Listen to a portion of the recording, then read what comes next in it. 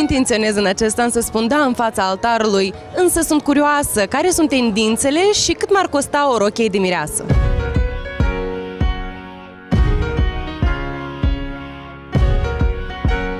Rochia cenușărese a fost creată de Zâna cea Bună, iar în 2013 salvatorii din basme au fost înlocuiți de experți. В моду пришла классика, и, наверное, она подходит всем невестам, все мечтали быть когда-то принцессами.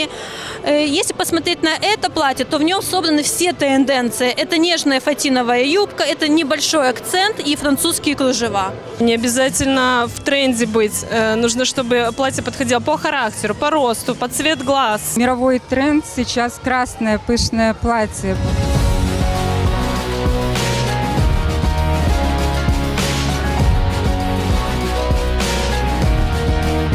Rochia roșie, produsă de autorii autohtoni, deși poate cuceri pe oricine, este una prea îndrăzneață pentru femeile care țin la tradiții.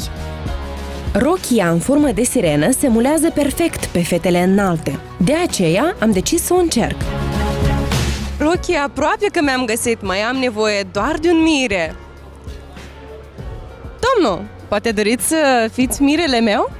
Așa o fată simpatică, dar din păcate e prea târziu. Toți bărbații buni deja sunt luați. După 2 ore de căutare și 10 de priviri curioase, s-a produs miracolul. Am găsit rochia în care aș vrea să fiu mireasă. Mă costă 1450 de euro. O nimica toată comparativ cu rochia pentru care prințesa Kate Middleton a plătit 40.000 de lire sterline.